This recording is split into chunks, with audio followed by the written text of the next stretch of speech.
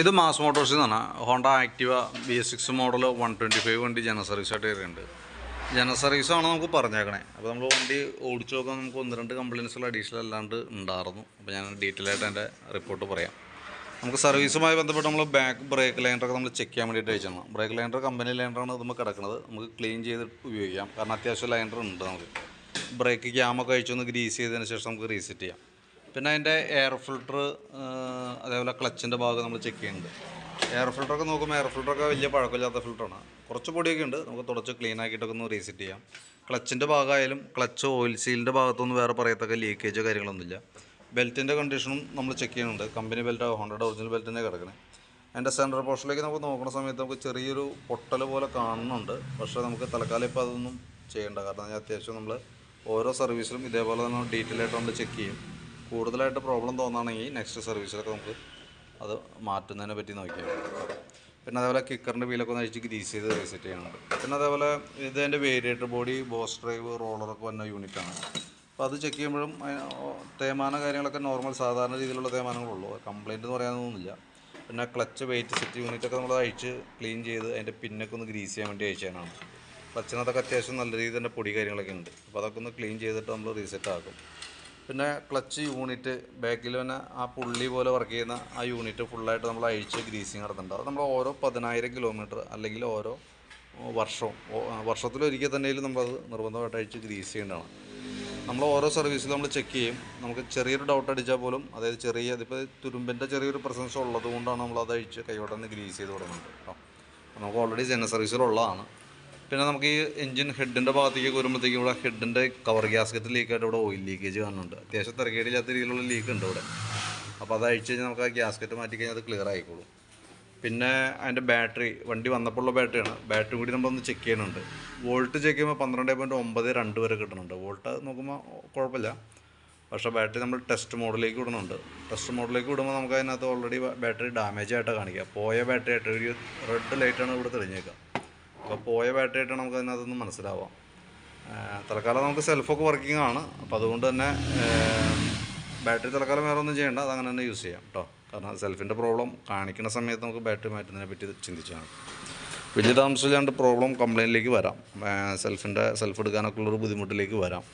പിന്നെയുള്ളത്, വണ്ടി ഓടിച്ചു നോക്കുന്ന സമയത്ത് തന്നെ ആക്സിലേറ്റർ കേബിൾ ജാമായിരിക്കും. ആക്സിലേറ്റർ തിരിച്ച് വെച്ച് അങ്ങനെ തന്നെ ഇരിക്കുന്നുണ്ട്.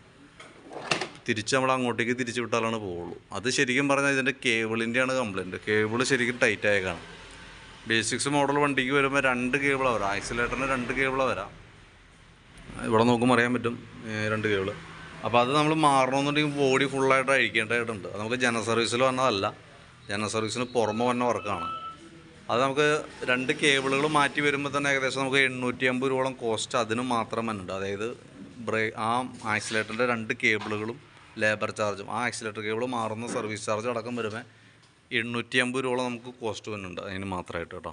അപ്പോൾ അത് ജനറൽ സർവീസാണ് കംപ്ലയിൻറ്റ് പറഞ്ഞേക്കണേ. വേറെ കംപ്ലയിൻറ്റ്സ് ആയിട്ടൊന്നും പറഞ്ഞിട്ടില്ലെങ്കിൽ കൂടി നിലവിൽ വണ്ടിക്ക് ഈ ആക്സിലേറ്റർ കേബിളിൻ്റെ പ്രോബ്ലം ഉണ്ട് കേട്ടോ.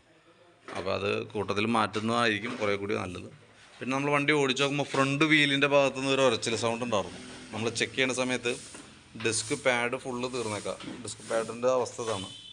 പാഡ് ഫുള്ള് തീർന്നിട്ട് പ്ലേറ്റുമ്പോൾ കയറി ഫുൾ പിടിച്ചേക്കണതാണ് ഈ കാണുന്നത് കേട്ടോ. അത്യാവശ്യം ഇപ്പോൾ ശരിക്കും പറഞ്ഞാൽ പാഡ് ഫുള്ള് തീർന്ന് മെറ്റൽ പീസ് കയറി പ്ലേറ്റും മറിഞ്ഞ് പ്ലേറ്റും ഡാമേജിലേക്ക് പോയതാണ്. അപ്പോൾ തൽക്കാലം നമുക്ക് ബ്രേക്ക് ഈ പാഡ് തന്നെ ഒന്നും മാറ്റിയിട്ട് വേണം റീസെറ്റ് ചെയ്യാൻ. കാരണം ഇങ്ങനെ വരുമ്പോൾ ഈ പ്ലേറ്റും കൂടി മാറ്റിയിട്ട് പാഡ് ഇട്ടാലേ നിൽക്കുള്ളൂ. ഇനി അത് ഇല്ലെങ്കിൽ പോലും നമുക്കിപ്പോൾ പാഡ് മാത്രം തന്നെയും മാറ്റിയിടണം. കാരണം അതല്ലാന്നുണ്ടെങ്കിൽ അത് കൂടുതൽ കംപ്ലയിൻറ്റിലേക്ക് പോകും. ഈ സ്ക്രാച്ചസ് വരുമ്പോഴുള്ള പ്രോബ്ലം എന്ന് വെച്ചാൽ നമ്മൾ പുതിയ ബ്രേക്ക് പാഡ് സെറ്റ് ചെയ്താലും അതിൻ്റെ ലൈഫ് പകുതിയായിട്ട് കുറയും. അതാണ് അവിടെ സംഭവിക്കുക. അപ്പോൾ അതുകൊണ്ട് എന്തെങ്കിലും സൗണ്ടിൽ വ്യത്യാസമൊക്കെ കണ്ടു കഴിഞ്ഞാൽ അപ്പോൾ തന്നെ വണ്ടി ചെക്ക് ചെയ്യാന്നുള്ളതാണ് മെയിനായിട്ട്. കംപ്ലയിൻറ്റ്സ് കൂടുതലായിട്ട് എന്തെങ്കിലും വന്നേക്കാലും മുമ്പ് തന്നെ അത് നോക്കി ക്ലിയർ ചെയ്ത് പോകേണ്ടതാണ് കേട്ടോ. ഇതിപ്പോൾ തൽക്കാലം എന്തായാലും പ്ലേറ്റ് ഡാമേജായി. തൽക്കാലം പാഡ് തന്നെയും മാറ്റിയിട്ട് വേണം. ശരിക്കും പ്ലേറ്റും കൂടി മാറ്റിയാലാണ് അത് പെർഫോമൻസ് കറക്റ്റ് ആവുള്ളൂ. പ്ലേറ്റ് ഐറ്റം അവൈലബിൾ ആണോ എന്നറിയില്ല, നമുക്ക് നോക്കിയിട്ട് പറയാൻ ഡീറ്റെയിൽസ്. പിന്നെ അതേപോലെ തന്നെ നമുക്ക് ഈ ഹാൻഡിലിൻ്റെ ഇവിടെ തന്നെ മിററിൻ്റെ കണ്ണാടി വന്ന ആ യോക്കൊക്കെ ഫുള്ള് ലൂസായി കിടക്കുന്നുണ്ട്. അപ്പോൾ അതൊക്കെ നമുക്ക് കൂട്ടത്തിൽ നമുക്കൊന്ന് അഴിച്ച് ടൈറ്റ് ചെയ്ത് ക്ലിയർ ചെയ്യാം കേട്ടോ. പിന്നെ അതേപോലെ എഞ്ചിൻ ഓയിൽ മാറുന്നുണ്ട്. അപ്പം മെയിനായിട്ട് നമുക്ക് സർവീസുമായിട്ട് ബന്ധപ്പെട്ട വർക്കുകളാണെങ്കിൽ കൂടി നമുക്ക് ആക്സിലേറ്റർ കേബിളൊക്കെയാണ് നമുക്ക് അതിനെ അഡീഷണലായിട്ട് വന്ന വർക്ക് കേട്ടോ. പിന്നെ ബാറ്ററിയുടെ കേസും ഈ പറഞ്ഞ രീതിയുടെ കംപ്ലൈൻ്റ് ആണ്. ബാറ്ററി കംപ്ലൈൻ്റ് ആണ് എന്നാൽ പോലും നമുക്കത് തൽക്കാലം പരമാവധി ഉപയോഗിച്ചിട്ട് മാറ്റിയാൽ മതി. പിന്നെ അതേപോലെ വണ്ടി സ്ക്രാച്ച്, അതായത് വണ്ടി എവിടെയോ മറയെ പിടിക്കുക എന്തെങ്കിലും ചെയ്തേക്കണതാണ്. ഇതിവിടെ ഈ കവറൊക്കെ പൊട്ടിയാണ് നിൽക്കണം കേട്ടോ. ഇതൊക്കെ കവറുകളൊക്കെ പൊട്ടിയിട്ട് കിടന്ന് പിടയ്ക്കുന്നുണ്ട്. വണ്ടി ഓടണ സമയത്ത് ഇങ്ങനെ കടകടാന്ന് അടിയുണ്ട് ഫ്രണ്ടിൽ നിന്ന്. അതിപ്പോൾ നമുക്ക് വേറെ പ്രത്യേകിച്ചൊന്നും ചെയ്യാൻ പറ്റില്ല. കവർ ഡാമേജ് വന്നു കഴിഞ്ഞാൽ മാറ്റാനാണ് പറ്റുള്ളൂ. ഈ കവറൊക്കെ ഇവിടെ പൊട്ടിപ്പോയേക്കാതുണ്ട്. ഇതൊക്കെ പൊട്ടിയിട്ടുണ്ട് കേട്ടോ. അപ്പോൾ ഞാൻ അതിൻ്റെ ഏകദേശം ഒരു എസ്റ്റിമേറ്റ്, നമുക്കിപ്പോൾ ഈ ജനറൽ സർവീസും ആക്സിലേറ്റർ കേബിളും അടക്കം മാറ്റി വരുമ്പോൾ, ബ്രേക്ക് പാഡൊക്കെ മാറ്റി വരുമ്പോൾ ഏകദേശം എത്ര വരും എന്നുള്ളത് ഒരു എസ്റ്റിമേറ്റ് ആക്കിയിട്ട് അതിൻ്റെ ഡീറ്റെയിൽസ് ഒന്ന് ഞാൻ വാട്സാപ്പിലേക്ക് ഒന്ന് സെൻഡ് ചെയ്ത് തരാം. നോക്കിയിട്ടൊന്ന് റിപ്ലൈ ഇടണേ.